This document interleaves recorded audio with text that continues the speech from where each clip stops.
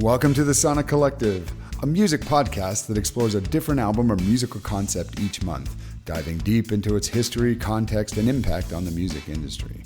Join our hosts, Alain Scott, and Darren Scott, that's way too many Scotts, as they share their thoughts, insights, and personal connections to the music, inviting you, the listener, to discover new perspectives and appreciation for some of the greatest albums and music of all time. Hi, everyone out there in Sonic Collective land. I'm Scott G, and welcome to our album review for June 2025. As always, I'm joined by friends and fellow music enthusiasts Scott C, Alan, and Darren. And we have a very special announcement to kick this month off. Darren, would you like to introduce our new member? Yeah, I would. We've been the same for a long time. Actually, Scott Gregory was the last person to join. We had an original member named Greg Jorgensen, also a fellow occupant of Thailand, the Mighty Kingdom, where Scott Coates, one of our members, is. But we haven't changed in many, many years. But Owen Pearson is a good friend of mine, but I knew his dad first. He was actually one of my groomsmen in my wedding. I've known him forever. We worked together back in the day in bars and stuff like that.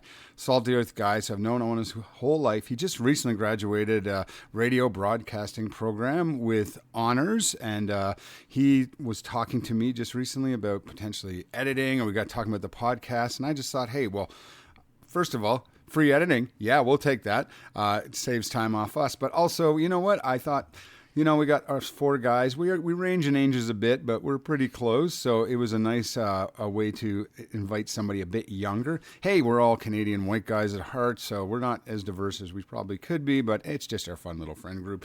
But Owen brings in some youth. I believe you are 22 now, Owen, is that right? I'm 22 years old, yeah. 22, yeah. 21st of May is Owen's birthday. Good way to rhyme and remember it. But I just want to say an awesome welcome. Owen's going to join us, offer a little unique perspective. Do you want to do just a quick introduction of yourself, Owen? Yeah, absolutely. So like Darren's little introduction there, yeah, I'm Owen Pearson. Just graduated from radio broadcasting school at the Southern Alberta Institute of Technology. So like previously, seemed like there's a little bit of confusion, but no, we got it together, and I'm really happy to be along on this ride with you guys, and I really appreciate the warm welcome, and I just can't wait to just kind of talk about music and perspective and sound and as a collective. Awesome. Awesome. Well, welcome. So just to kind of update you, we are going to add Owen right now at the end, to the dismay of Scott Gregory, because when he joined, we made the poor guy wait 3 months until it was the very end, and it was his turn. So I decided, instead of making Owen wait 4 months, because we each pick each month, we're going to now tack him on, because it was just actually good timing. Scott Gregory is just finishing his pick, so he's going to start us in a new round. We are going to go back to our original format, which is really just selecting any album that we would consider influential. We usually say at least 5 years old, but most of them tend to be older. But if it's not, that's fine. And then we're just going to listen to that for a month, and then come back and review it at the end of next month. So Owen is going to pick the next one. So at the end of this episode, you got to stay tuned to find out what Owen picks. So from there, welcome again, Owen. And now let's get back into our pick. And I'm going to throw it back to Scott Gregory, because it is time to go on this final episode of our compilation round. Go ahead, Scott. Sweet. Thanks, Darren. Welcome, Owen. I'm so happy 10 years later not to be the new guy. And, so let's get into the music. We have been doing a compilation album theme this go-round, and considering our Canadian roots, I thought there was no better way to end than with a Big Shiny Tunes album. Now, we have a pretty diverse international audience, so there's a good chance many of you didn't know what this was coming in. Most Canadians of a certain age, as we say around here, will have watched MuchMusic on TV. I was just starting college when the Big Shiny Tunes series came out. I remember it specifically because that was when music downloading and CD burning was just taking off, and Big Shiny Tunes was the first album that I'd actually purchased in a really long time. The songs on it were just so good. I couldn't help but give them my money. And when I think of influential compilation albums, I'm hard pressed to think of ones that had more personality and as good quality music as Big Shiny Tunes and its sister series, Much Dance. Shout out to that one as well. They really helped shape a generation of not only Canadian music listeners and us here in the collective, but also Canadian artists that were boosted appearing on those albums. I'll go into detail why I picked the fourth one later, and I'm certain Darren has lots of great insights for us on the history of the series. So I'll step out here and let me throw you to you, Darren, to kick us off. Yeah, thanks. I think I had told Scott early after he picked this that I was pretty happy. And we've talked about these compilations before. And even when we started this round, it was literally one of the examples we used. But funny enough, I started with an old K-Tel album, Full Tilt, followed with Scott Coates picked another Hit Express by K-Tel, which were fun picks, and K-Tel classic kind of 80s comps were the big thing back in the day of our youth, maybe more Scott and I. Scott Gregory's close and Alan's a little younger, but they were fun. And then Alan went kind of another way and picked Spawn soundtrack from the movie. Was that 97? Is that right?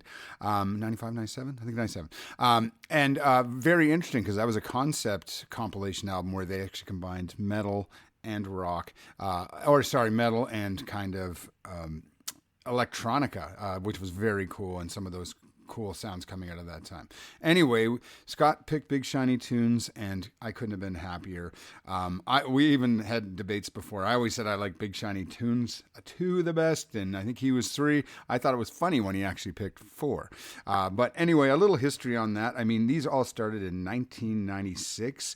One thing I found out I thought was interesting is that I guess it was, there was an airplay and the charts influenced what went on it, but a lot of the MuchMusic VJs are actually the curators. So it wasn't just some big corporate record exec just saying these are the popular ones, put them out, but it had a lot of input from the VJs, which I thought was cool. Now, I'm going to put a big asterisk in all this, of course, this is commercial.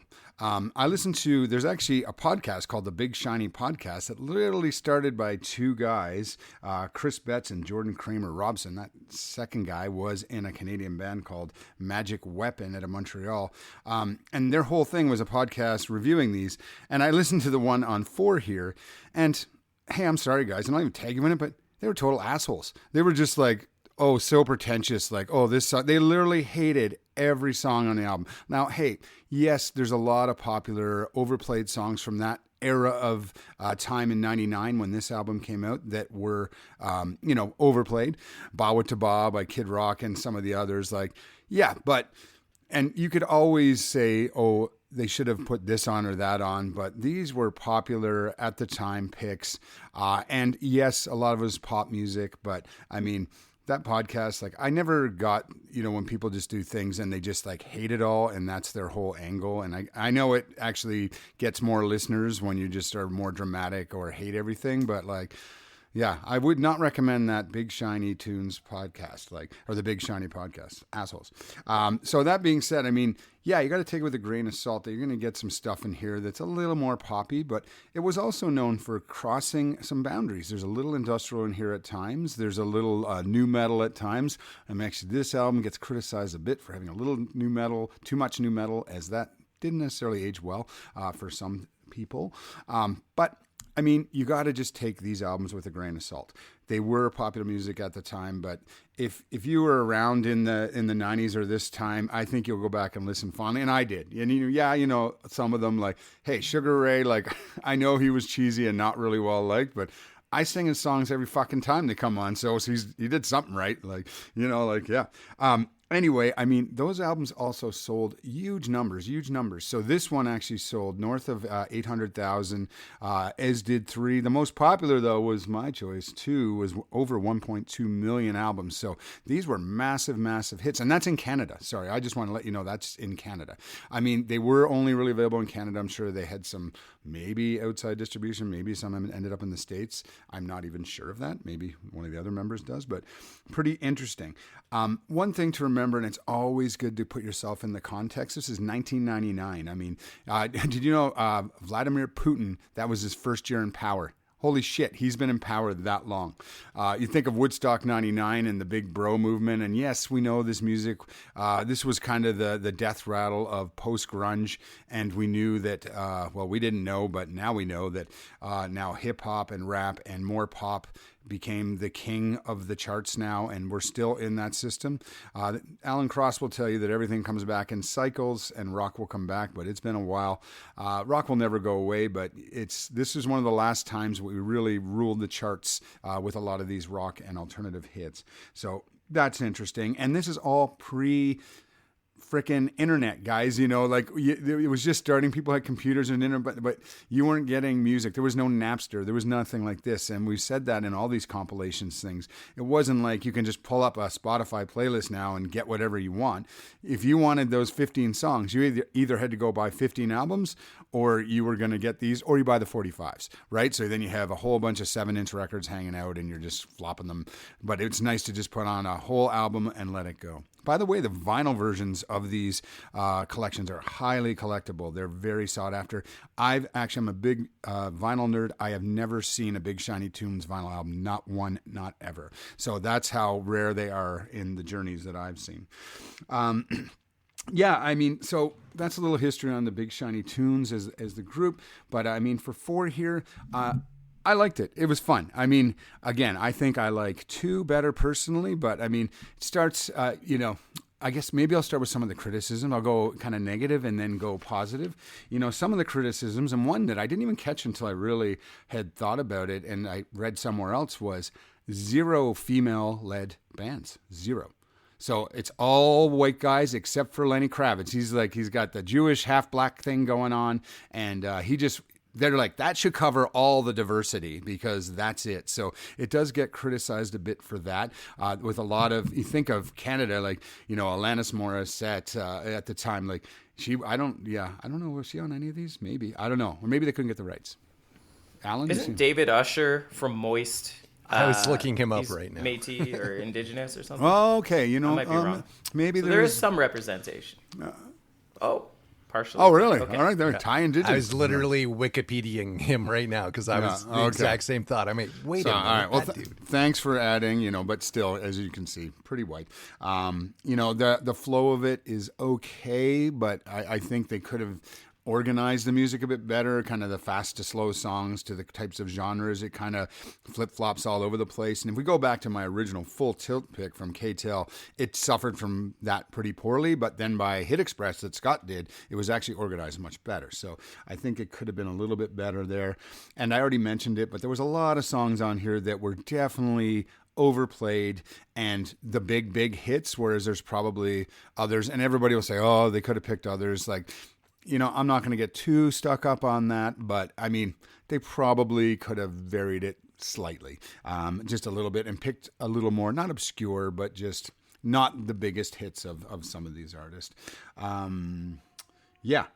So with that, I think on the positive side, a lot of the tunes I like. American Women, not Lenny's best stuff. It's a decent cover. Breathe by Moist.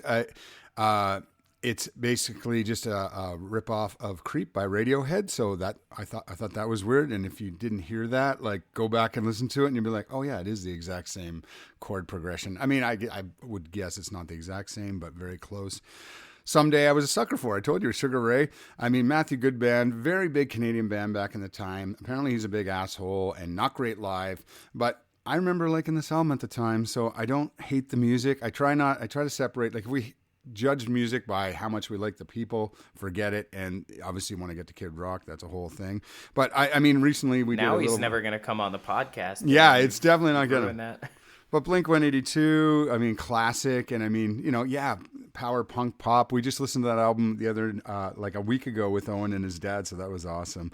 And Goo Goo Dolls, Slide, like, again, popular songs. Like, are they a bit cheesy? All Star, yeah, it was overplayed like hell, but like, still a good tune, man. Some of the Canadian stuff, like with the Tea Party, and I Mother Earth and Silverchair and the Connell and Crush, all them, like, I like those guys. I almost wish they had different songs on there for all of them, but Silverchair, I don't mind. Australian. Oh, are they Australian? I don't know why I thought they were Canadian yeah. for some reason. Yeah, sorry. Okay. apologies, friends. But yeah, I know. I didn't like the Blue Monday thing. Besides basically just changing, a keyboard to a guitar, and then just having somebody just said to the guy like Orgy, who we've never heard of since, like, hey, just kind of sound like Marilyn Manson when you sing it. It's popular right now. So I love that song. I didn't think this really added anything. The one use I would think for it would be a good, if you were playing New Order and then you wanted to like do a mix into that song and then move it to a more upbeat rock song as a DJ. I think Scott Coates back in Lloyd's, Fox and Firkin, or the Rattlesnake would probably have done that mix. I could see you using it as that mix, but besides that, didn't really love it. But in general, I really liked a lot of the songs. I really like the addition of like the Chemical Brothers. And it's funny, and Alan last month picking that Spawn with a lot of kind of these new alt electronic bands, and you're thinking like Prodigy, and we've done Massive Attack before, and even that sound, and even Chemical Brothers. I think it's very cool, the inclusion, and they stood the test of time, whereas a lot of others didn't. So anyway, I've gone on long enough. And Silverchair also appeared on the Spawn album and this one too. That's right. I feel I'm taking a lot of time, but in general, I really liked it. Let's throw it over to Alan. Actually, you seem ready to roll. Forgive me if I wax nostalgic here for a bit, guys. I just can't help it, but I promise to bring this on home. I just need to establish some context first.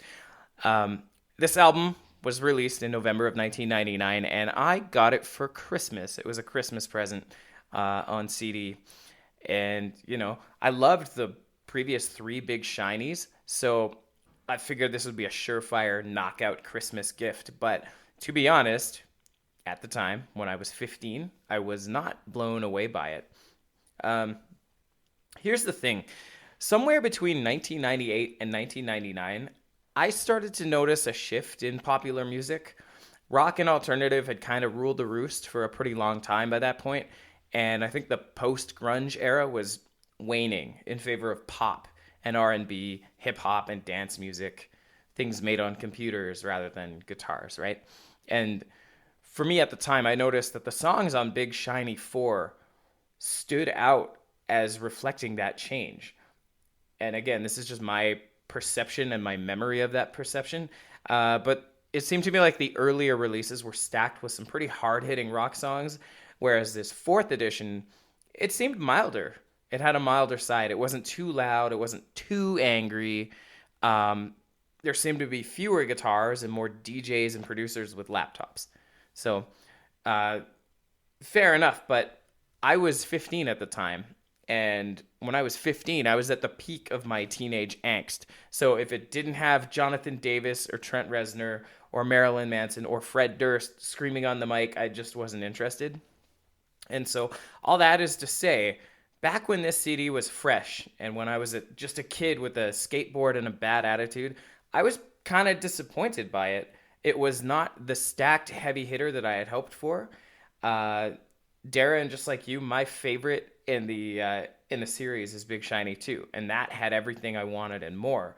So this one, it just didn't add up. But thank goodness Discmans had skip buttons, hey? Because the tracks I didn't like, I just hit skip on, and the ones that I loved got heavy rotation. So anyway, fast forward to 2025. I'm a grown-ass man with a much broader appreciation of music, so revisiting this album for me was a bit of a trip. I did not have the urge to skip any of the tracks on here, unlike back when I was an angsty kid. And oddly enough, the songs I used to skip, now that I forced myself to listen to them, they actually resonate with me a whole lot more today than I ever expected. And so I'll give you some examples here. Heaven Coming Down by the Tea Party.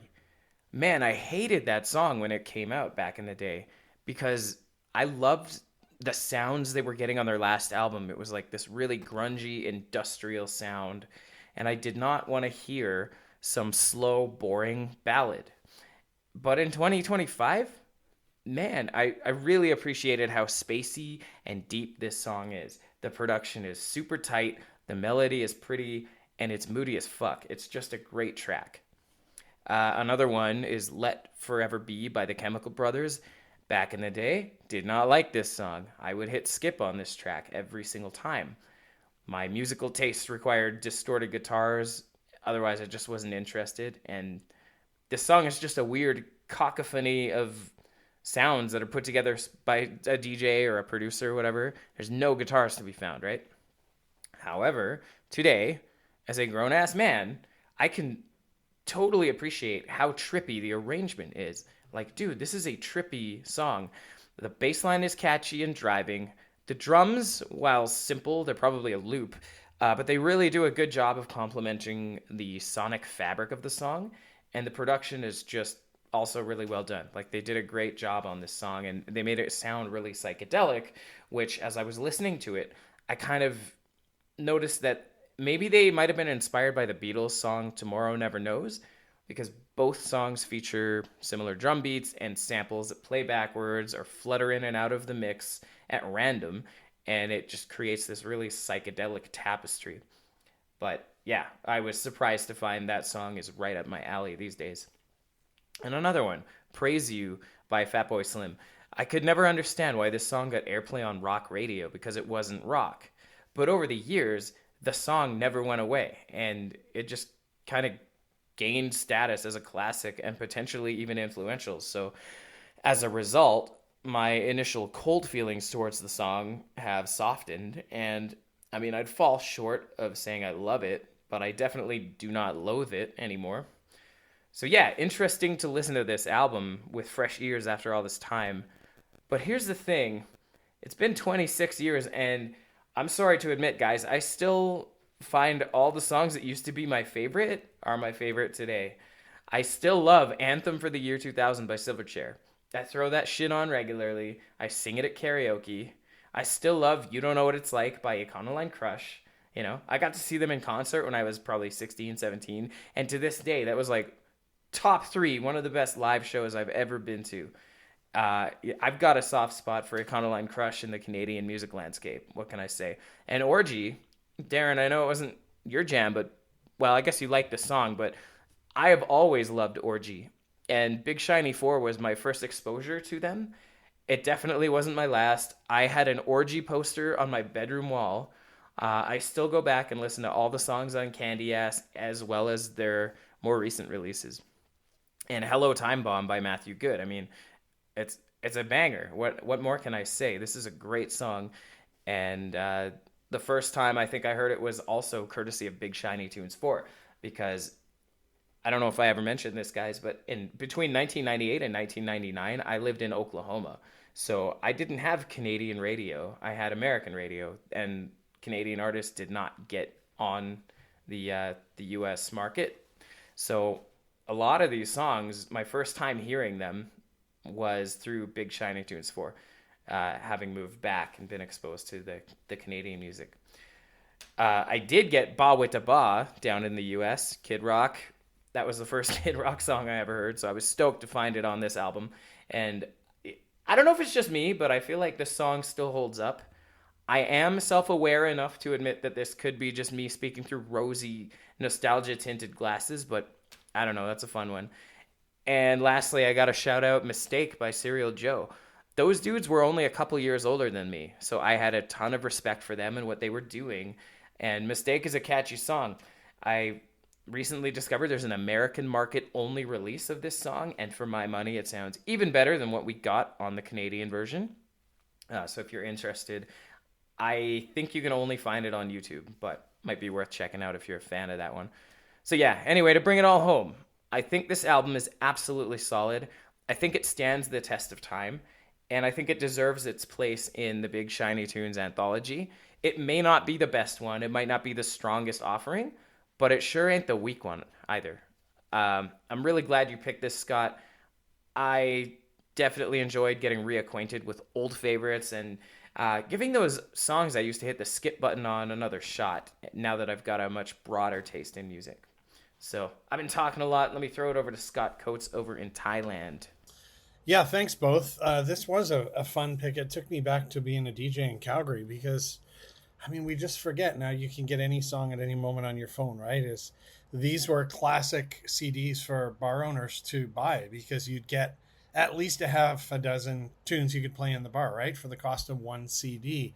And yeah, it wasn't long ago too that if you wanted one song, you had to buy a whole CD, and these were rare to get, 15 songs or something on one CD.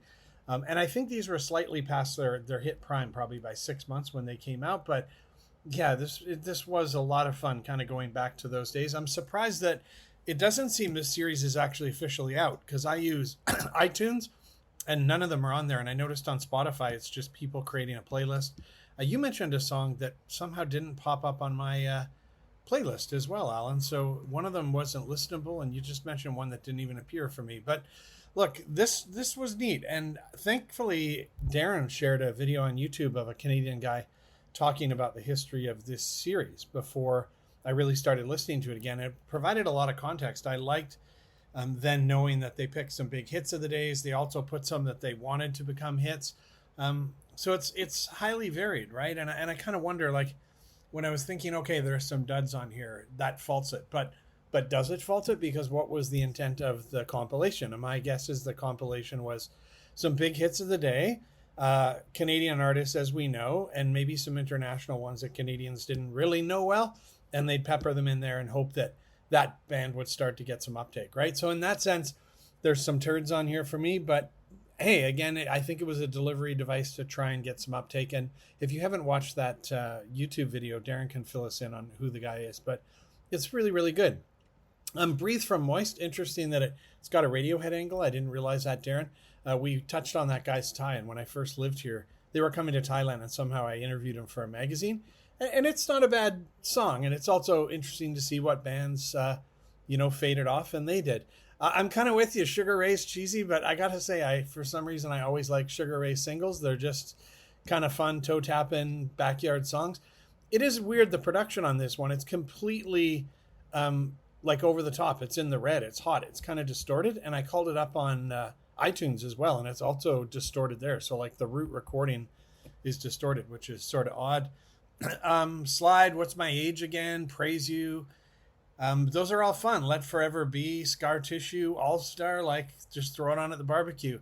As you mentioned, Tea Party, Heaven Coming Down. Not my favorite Tea Party song, but I do dig it, and it always reminds me of being super high on shrooms at Race City Speedway at Edge Fest, I think, with a buddy of ours, Chris Carr. I remember the Tea Party came on and those shrooms hit full kick. So ones like Matthew Good, Hello Time Bomb, You Don't Know What It's Like, The Kid Rock, they're all fun. Blue Monday, it's funny Orgy was your exposure to it and you really like it, because for me, that was an early DJ song, right? And it's one of those tracks that I think, like, how are you going to improve it? It's kind of like covering a Rolling Stones song. Like, unless you're positive you're going to make it better, like, I don't know, just don't do it. The Serial Joe one is interesting. That doesn't even pop up on the list for me here in Thailand. On the turds list, I'm going to say I've always fucking hated American Woman by Lenny Kravitz. Like, he's a great artist. I don't know why he ever covered that. He does a horrible job. It's just like, I didn't even listen to it. I skipped it every single time. Anthem for the Year 2000. Again, interesting. You really like that, Alan. I was in Australia when they were 17 and had a big hit with Tomorrow. And all of a sudden they were on like the big summer touring fest with Soundgarden and all the big bands, and they were just kids.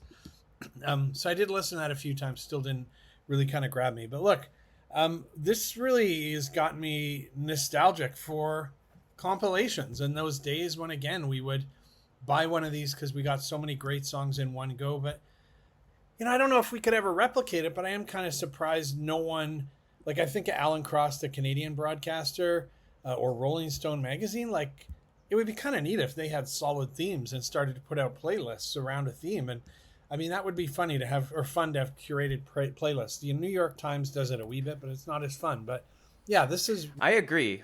I think that's one thing that's missing. Sorry to interject. I think that's something that we don't have anymore, is like the cohesive tastemaker, right? The guys who made these playlists, or, now everyone just kind of discovers stuff on TikTok. Yeah, why aren't the biggest DJs or something, or like on, I guess I was going to say on radio, because young people aren't listening to radio, but I feel like with popularity of podcasts, there's also an opportunity out there for curated playlists. So yeah, this took me down memory lane. I found on Spotify a couple other compilations of the first 3 big shiny tunes. I'm really not sure which one was my favorite, but man, this was really a lot of fun. So good pick, Scott, and we'll throw it over to Owen. Oh, thanks, guys. Yeah, Scott, I couldn't agree more. I genuinely believe this does bring back a lot of nostalgia for its time coming out at the, was it November of 99? Yes, sir. Yeah, so right there, you're kind of coming to the end of the year and you've created this playlist of everything from that year. I do appreciate, so going back kind of to what I was thinking about, I was unfamiliar with the name, the series, Big Shiny Tunes. I was not too sure what those were.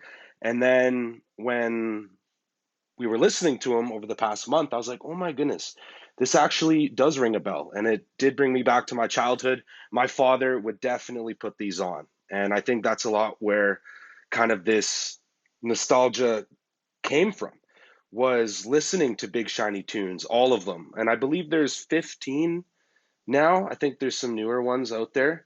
But the core four, I believe, were the first ones that I really got introduced to. And when it comes to kind of the order of a playlist, I think that's very important. And I think that was something that was missing from this one, in my opinion. I felt like it was a little too all over the place, except for the kind of meat in the middle. I did truly appreciate the order of Matthew Good into Blink 182 into the Goo Goo Dolls. I think that was a great formatting thing that smoothed in well. Other than that, going right out of the Goo Goo Dolls into Kid Rock, that was a bit of a change.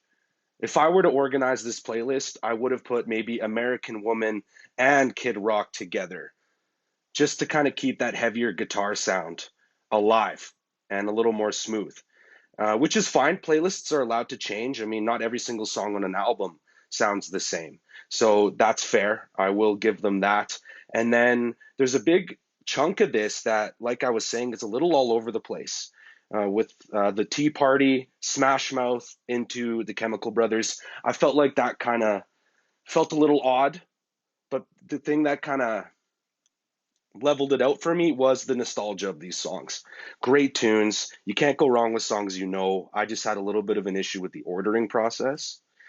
And it's nice that it's not too long. You know, it's not the longest playlist of compilations out there. It's a great size, an hour and a bit. Like, that's perfect. I don't think you need to go any smaller, any larger. And a lot of these shiny tunes are around that same size too, 12 to 15 songs, just like a normal album.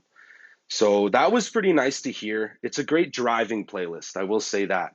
The first time I threw this on, I was heading actually up to where I am right now in Sylvan Lake, and it was like the perfect little compilation of music that brought me back.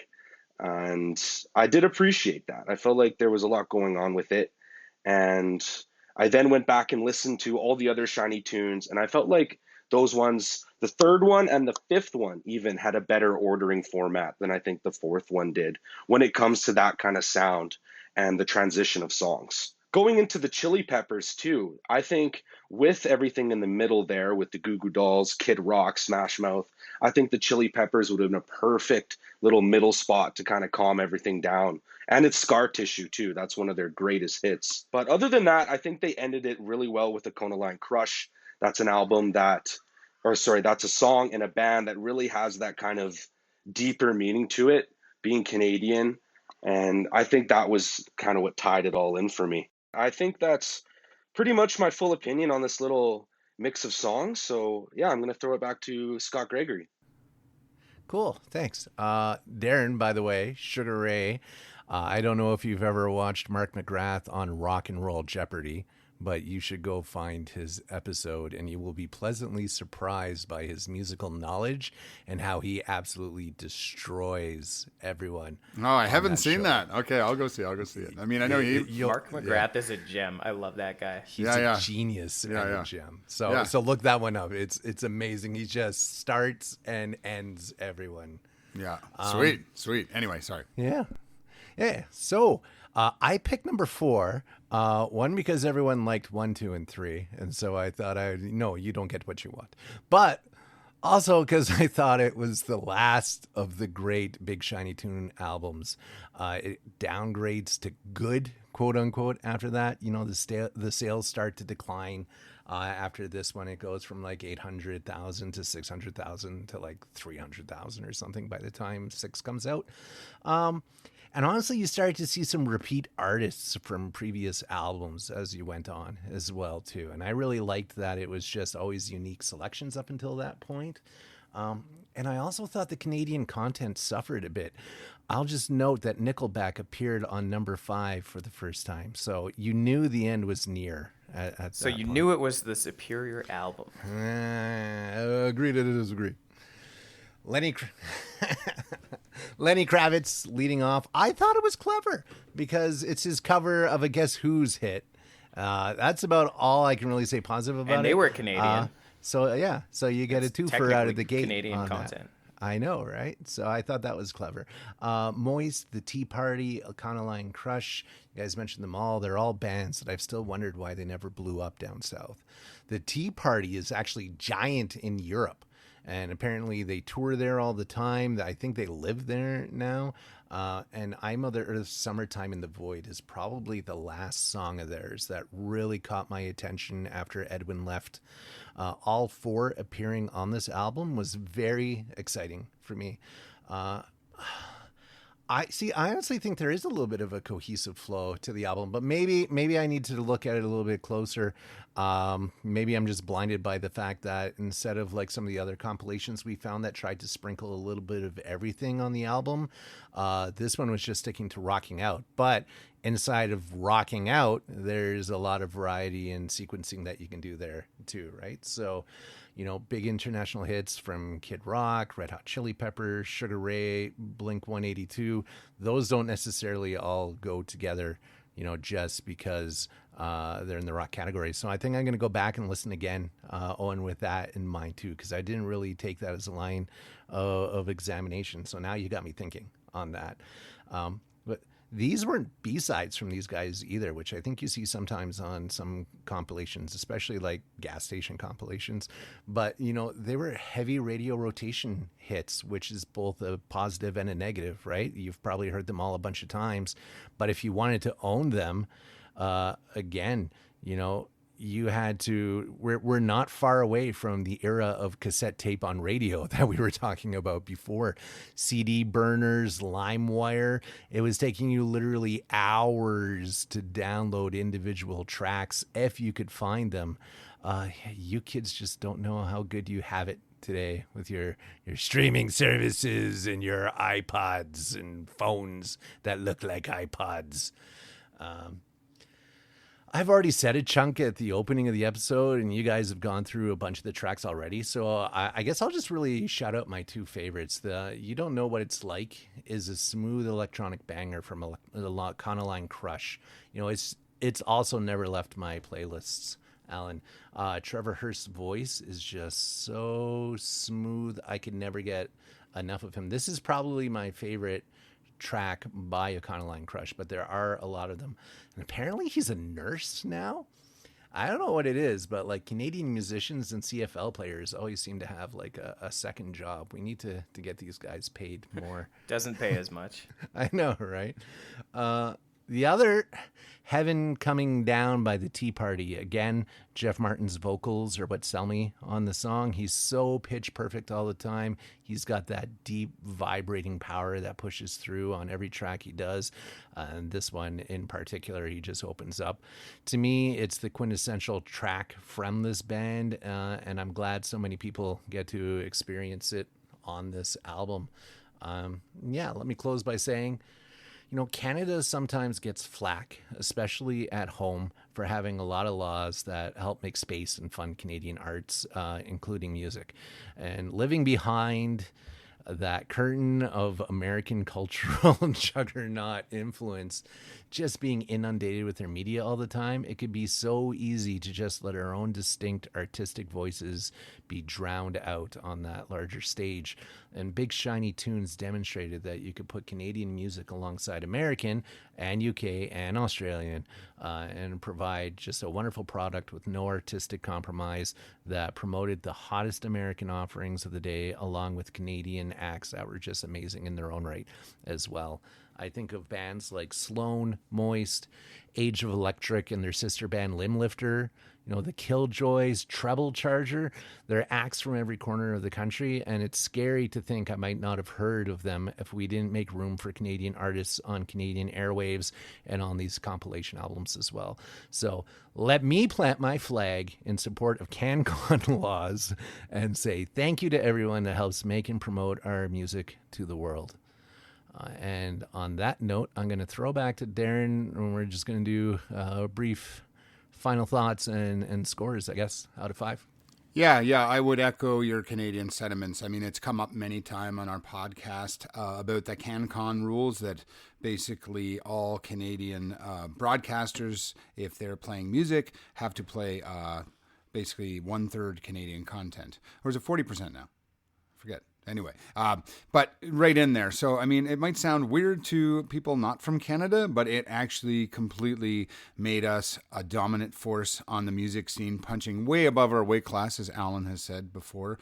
And I couldn't agree more. So they did a lot, like, Red Hot Chili Peppers, and then I Mother Earth's like next. Like I Mother Earth to the States was like nothing, or they're getting the same billing. That just did so much for those bands. And I did say that maybe I wish some different songs in them, but I like all those bands. I've never seen a Colline Crush, but I've seen the Tea Party, I've seen I Mother Earth, and I would like to, and I don't doubt that those concerts were awesome. Like a lot of fun, great Canadian rock bands in those days. We were in like a really strong era in the 90s in Canada, especially.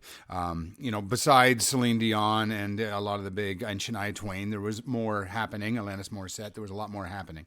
But anyway, yes. I mean, hey, not curated perfectly, but you know what? I'm a Spotify subscriber. I know Scott Coates is Apple. But now I find a lot of the playlists I'm getting or anything served by Spotify is just, they're kind of shitty sometimes, and you can tell that it's just paid for by the artist and they get served, and now you're getting AI shit in there. I would argue that these types of compilations are actually better playlists than something Spotify or Apple's going to serve you up today, unless you make it yourself. So, I mean, I think there's a lot to be said for that. Instead of being a mass computer algorithm project that they're just scraping your data and trying to serve you shit. Like I said, not perfect, but pretty fucking close. Shout out to Owen, his dad, and Scott Coates mentioned it. I remember, before there was a DJ showing up or early in the night during happy hour, we would literally just put on, we would have the 5 CD changer. We would just put on the first, 3 or 4 big shiny tunes and let them shuffle. And it couldn't be better we were kind of a live music rock bar. Perfect. We honestly, that was our 90s for us. So it's close to my heart. But with that, with score, I don't think you could give any compilation a 5, maybe you will. But for me, I think this is a 4 out of 5. I think probably the first 4 to 5, maybe even 5. I agree, kind of post 5, and I'll admittedly didn't listen to a lot of them, but I think they kind of lost a little bit of luster, and just because it was big and shiny and new at the time. But anyway, a 4 to 5 for me. So I'm going to throw it over to Alan. All right, thanks. By the way, Scott Gregory, I would put Big Shiny 5 over Big Shiny 4 for what it's worth. That's just my personal preference, though, and it has nothing to do with Nickelback. But I think my CD collection, I had all the way up to Big Shiny 7. Anyway, I'm with both you guys on the CanCon laws. I am a big fan. I think Canadians make amazing music, even if nobody beyond our borders ever gets to hear it. We just punch above our weight.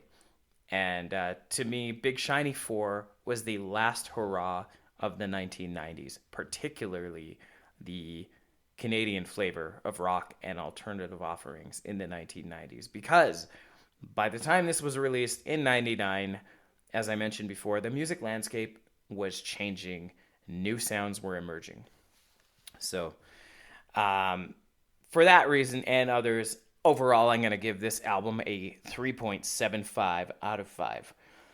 Clearly, there are some songs that have stood the test of time. They've reached classic status, and I wonder if they knew that when they were arranging this mix, if they knew how big All-Star was going to be, for example, when they were building up the track list, right? And Owen, by the way, I appreciated your insight on the the track listing and how one song flowed into the next. That was something I didn't even think about. I like the shuffle button with albums. That's kind of a problem for me.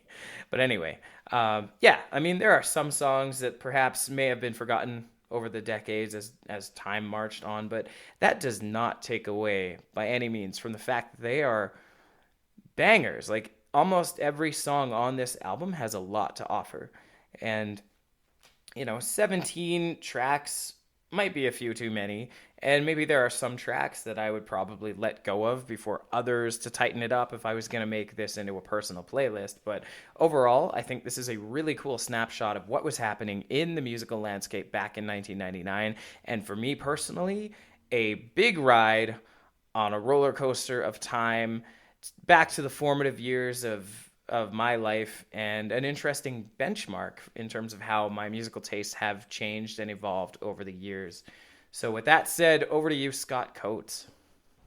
Yeah, thanks. Couple interesting nuggets came up there. Scott Gregory, you mentioned CanCon. I remember learning about it at SAIT in CTSR radio school, right? And a lot of government mandates are hated, and it has been hated, but it's come up in the news a lot lately. And Alan Cross has had an episode this year about it, and maybe we'll put it in the show notes. There's a book out about CanCon as well, and it definitely has made Canadian bands what they are, and is a rare example, I think, of government interference or intervention that worked really, really well. So that's neat. Owen, you mentioned, I realized you weren't born when this album came out, and you mentioned the length, and it was a good length and similar lengths. That's because CDs could only hold about 78 minutes. So they're all about that length because that's as much as you could fit on one CD. Yeah, and the order, Owen, you brought that up, is obviously they didn't just randomly throw them on this CD in this order, but I do agree. It seems a bit random, and it didn't really flow as well as it maybe could have. So that's something that could probably make a compilation album a little better. I'll give it a 4. And again, I think the video, maybe we'll put it in the show notes, about the history of Big Shiny Tunes, really kind of raised my awareness of the songs that were on there and why as I listened. So yeah, it was solid fun. I give it a 4. Over to Owen. Thanks, Scott. And you know what? All things considered, you guys pretty wrapped up on a lot of it there. I don't know what it was. Like, it really got to me about the ordering process. And I have to give it a little bit of leeway because it is a compilation album. It's a mix of a bunch of different sounds. So you can't be too strict on it. But I'm just so focused on stories. And you can curate certain songs to tell a story, even if they're not the same band. It's definitely harder. And that might not even be Big Shiny's forte. Maybe that's not what they wanted to do from the start. And they just want the certain songs in that order just to kind of, like I said earlier, bring back that nostalgia and that feeling. So with all that, I'm also going to agree with Alan, I believe it was, that rated this a 3.75. I do think that's a very fair score. Almost a 4, but 3.75, just because of the ordering thing that kind of threw me off a little bit. Like you guys already stated, that's pretty much been a pretty big focus on this album. So I'm going to throw it back to Scott Gregory. Thanks. I was going to give it a 3.75 too, but then Alan reminded me that there isn't Nickelback on this album, and so I'm going to bump it to a 4 to keep it nice and solid. You son of a bitch. There. I am. Hey, yeah, and just a quick interjection. If anybody's wondering why Alan and I especially are maybe a little more pro Nickelback, we did a whole episode on that was, a whole series that was on bands that are diverse or hated. So we all went through that, and Nickelback was one of the picks. And in the end, Alan and I quite liked them, and Scott Gregory did not. But go listen to that episode, and you'll get to the root of it. How dare you assume my opinion of Nickelback? So yeah, that was a great episode. Actually, it's really insightful. I don't have a lot more to say about the album. It was just really good. Some of my favorite Canadian songs are on here. Some of my favorite international ones. It was a big nostalgic moment for me as well, too. I did go back and listen to 1, 2, and 3 as well as 4, and I highly recommend that anyone who's joined us on this journey also goes back and listens to those albums as well too. Just keep going up the line until you run out of energy. Just listen to them all as much as possible. It is a snapshot of the music in the 90s in Canada and abroad, and you will be enriched for it. And yeah, I guess at this point, Owen, have you made a selection at this point, or? Oh yeah, 100%. Why don't you lay it on us? All right. So for the next pick, I have fallen in love with this artist over the past 10 years now, and it's coming up on its 5th anniversary. So hopefully that still checks out under your guidelines. It'll be 5 years old at the end of September here, and we are going with Tickets to My Downfall by Machine Gun Kelly. This is a revolutionary pop punk album that really reignited the sound of pop punk, and it is produced by the one and only Travis Barker. So I'm pretty pumped about what you guys have to say and your opinions on this album, because it genuinely was life-changing. It is something that I continue to play on the drums whenever I get the opportunity to, and it's just something that I feel like you guys will have some strong opinions on. So that's what I'm thinking. Awesome. Sweet.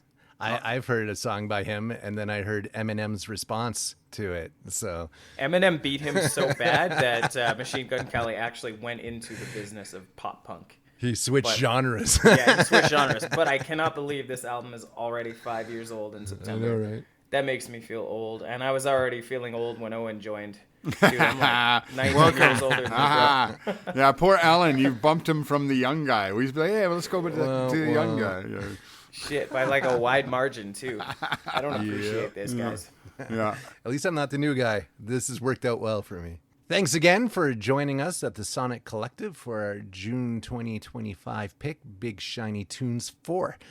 Tune in at the end of July when we gather again to discuss Owen's pick, Tickets to My Downfall by Machine Gun Kelly. Until then, feel free to shout us out on all the socials or our website, soniccollective.com, and let us know what you think. See you then. Hey, thanks for joining us on the Sonic Collective, where we've explored the music, the history, and the impact of some of the greatest albums of all time. We hope you've enjoyed our discussions and gained new insights and appreciation for the music you and we love. Join us next month for another exciting album, and until then, keep listening to great music.